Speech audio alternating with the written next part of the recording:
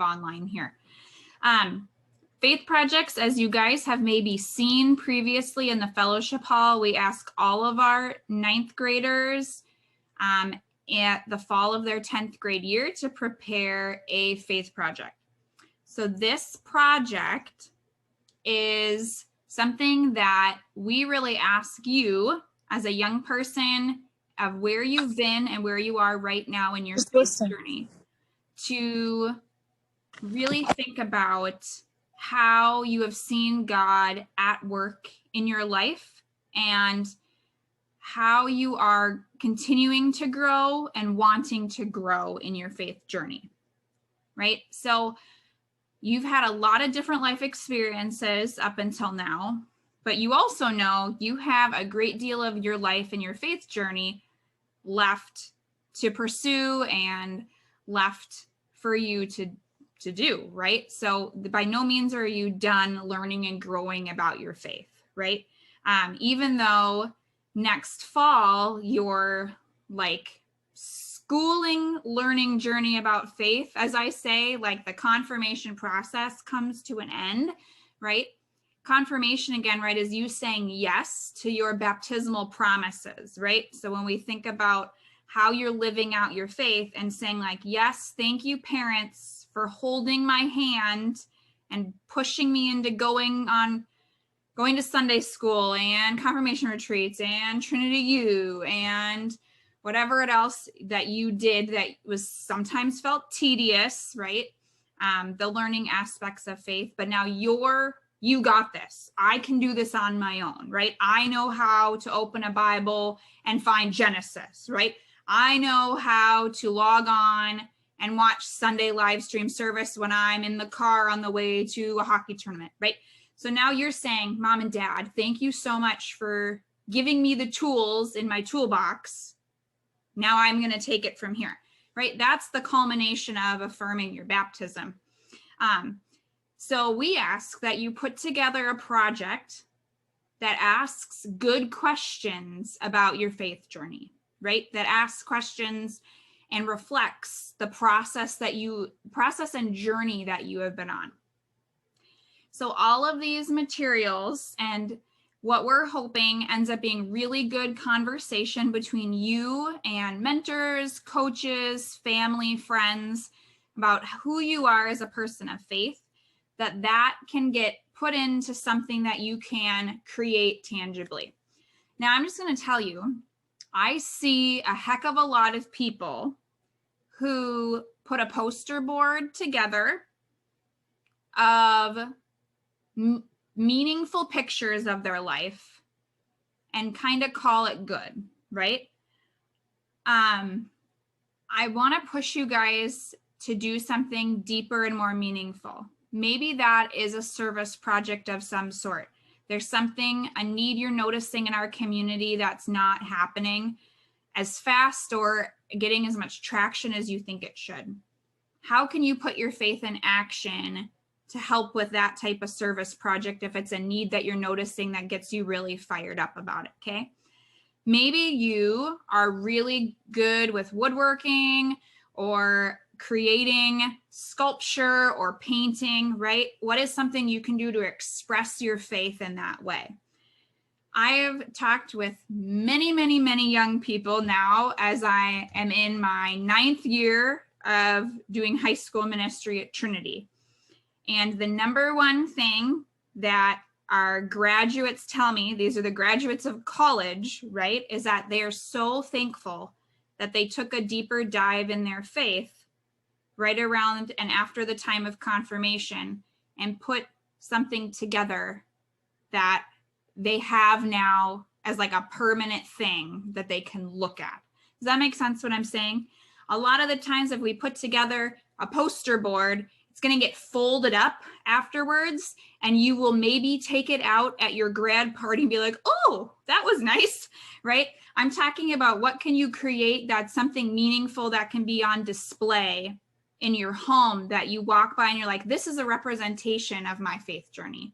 Or I worked on this really hard with grandma or grandpa or a mentor or a friend. And that experience of creating that made something beautiful, right? For instance, one of my favorite projects to date was one of our graduates, Brendan Kath, for his faith project. Him and his grandpa had some old barnwood, and he created a creche scene. So a creche, if you're not familiar with that term, is like the little nativity scenes we see at Christmas. So they created and carved all of the different nativity characters and created a creche scene. So now every year at Christmas, Brendan and his family bring out the creche scene. And not only did he do that for his project, but his grandpa helped him with that. So that's the kind of thing that I'm thinking, that if you can think outside of the box of who can help me do this, right? Faith is not meant for us to do on our own, right? Faith is meant that we're working with our community, right? We're a community of believers. So what's something that you could do that represents you? And don't cancel out how sports or the other activities that you're involved in can be really meaningful in this way, right? So I've also had students that have been really involved in cross country or basketball before, that have like really taken their life verse and figured out, how does this verse, how do I see this every time I play a game, right? Like every time I'm on the ice, how is this now a reflection of my faith in action? Okay. So there's lots of ways you can create your faith project to be something that you use daily or see daily, right? Paintings, like I said, if you're artsy like that, those are wonderful. We've had kids who have done like baked goods before. If any of you know Ava McMains, she got confirmed this last year. She does baked goods. And so she shared some of her baked goods with the community, right? Something tangible in that way. So I want to push you beyond the means of a poster board. And sometimes that is the best way to articulate faith. We've had kids put together PowerPoint presentations based on past trip experiences, right? What is everything you have done? Create that timeline, right? If you use that piece of curriculum that I put together, I believe for December, about your faith timeline, what are experiences that you have that have led you on this journey, right? Is this all making sense? Can I get a thumbs up from people? You're jiving with me? Okay, so how do you start this, right? How do you ask these hard questions about where you are in your journey? I have 3 different material pages for you on the website on our 9C page. The first one is a list of questions for you to visit with family and friends. Like I said, I think the most meaningful part of this too is the conversation surrounding your project. All right. So if you have these intentional conversations safely, right now it's really hard to get together with people face to face. Maybe you have a grandparent that you're not able to connect with in person, but if you can try to get grandma or grandpa over Zoom, sometimes that's difficult. I understand. Trust me. I would not ask that of my own grandmother, or even a phone call to ask questions, right? Of say, like, I have this list of questions. Can I go through them with you, right? Would you answer these honestly with me, right? So there's a questionnaire resource for you of good conversation topics, and the conversation can go in whatever direction you want it to go, but they're just good starting points, right? And then I have your faith project proposal form. This is a very important document because I would like to know what you're planning on doing, so that if I feel that you are going way left field, where I'm like, I don't know if this is connected to faith, we can chat about that. Does that make sense? So I review those. All it is on the page, it lists like your name, your cell number, couple people you had a conversation with, right? And then there's a big empty box, okay? The more descriptive you can be in that big empty box, for me, the better.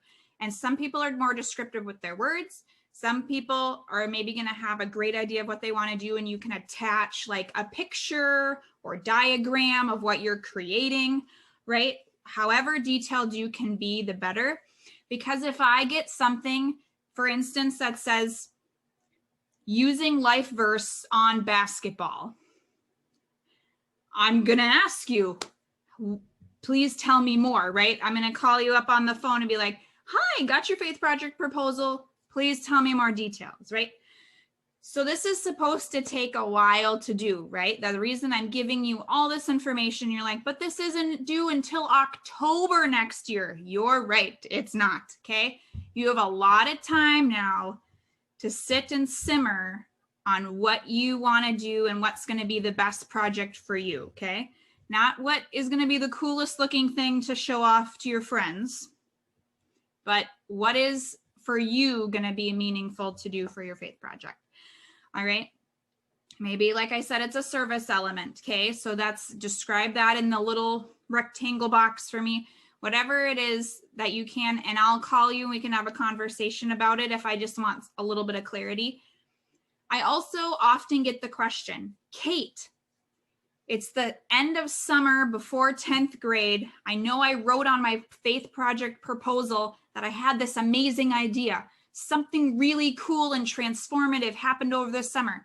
You went on a summer trip. Maybe that was with Young Life. Maybe that was with Trinity. Maybe that was a Celebrate Me junior counseling experience, whatever that was impactful for you in your faith journey. And you want to change your faith project, that is also okay. Just communicate that with me, right? Because that way you can have a different kind of conversation again with other family and friends to make sure that you're still on the right track. All right. So it's always okay to change your mind or figure out something new and different at the last minute. That's okay. As long as you really think through the process.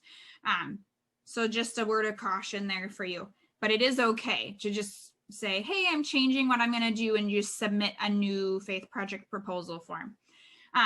Because I'm hoping that we will be in person for the spring when we meet, that'll be something that you'll turn in at our last meeting or so. So I'll keep you kind of updated about that, but it'll be sometime in May that you'll turn in that faith project proposal. So you have from now until May to brainstorm, to have these awesome conversations with family and friends. So that is how that works on that end. My third piece of paper that I have linked, like I said, is making sure that you have your life verse chosen already. Life verses can be really influential in coming up with a project. And we'll be talking about how you're going to share those over the summertime. It's really traditional that we have our 9th graders read life verses at services at Trinity in the summer. And by summer, I bet you we'll be back to 2 or 3 in-person worship services where you'll be assigned to read your life verse, and we'll have more details about that to come. So those are some of the resources that I have available on the website, but I'm always open for questions or like, I have no idea what I'm doing, and that is okay. Please, please, please connect with me if you're like, I have no idea what I want to do, right? That's okay. All right. This project is supposed to make you question and think through your faith. All right. I talked at you a ton. Any questions right now about faith projects, about what it is that I need you to turn in May, etc.? Ashton, my head really hurts from the adventure that you've been on. I just want to let you know. I have been following that out of one eye. So, you know, part of me will miss these Zoom meetings because people take you with them wherever they go, right? Thankfully, nobody has brought a Zoom call into the bathroom yet, but one of these days I'm waiting for it. Sync's running, whatever it is. Thankfully, sound is off though.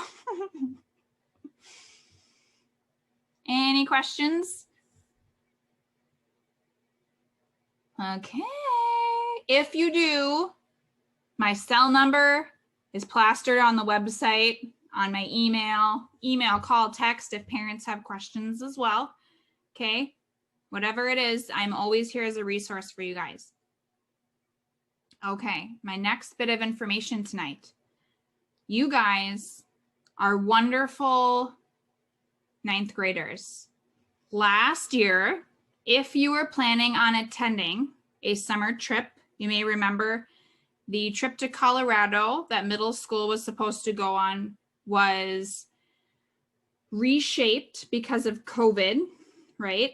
And so this year you have an opportunity in summer here of 2021 to go to Colorado with the middle school group if you were signed up for that trip previously, or you could go to Colorado with the high school group.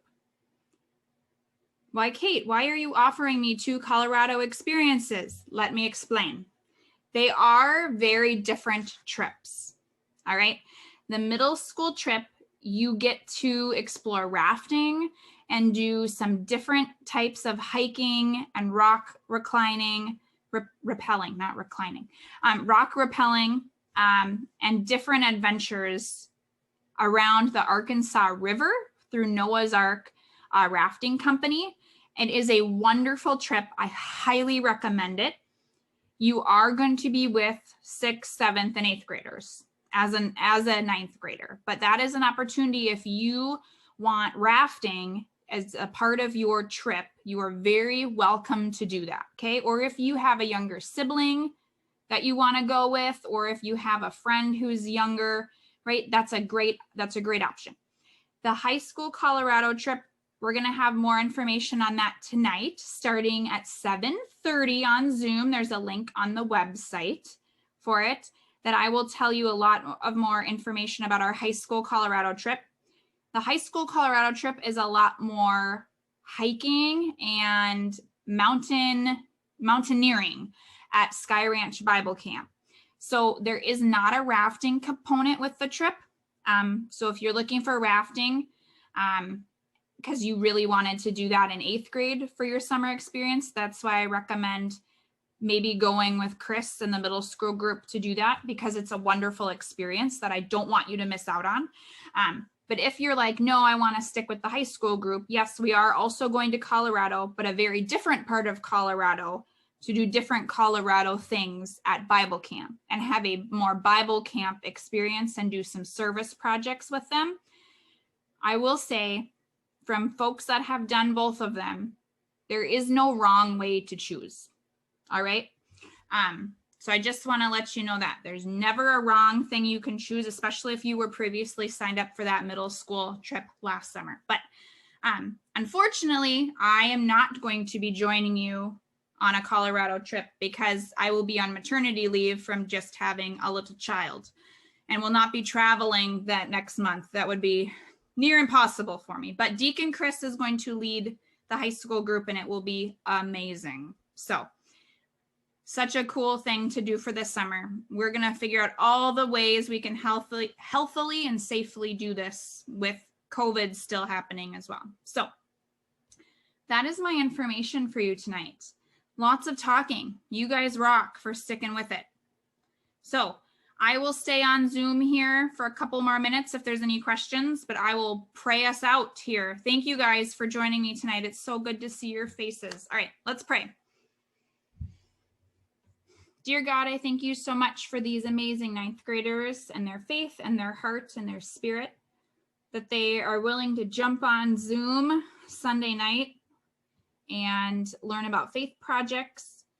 Lord God, the things that you have planned for us are just incredible. And in your name we pray. Amen. All right, you people rock. It is so good to see you. Join us at 7:30 if you're interested more in summer trip stuff for next year. I'd love to see you there.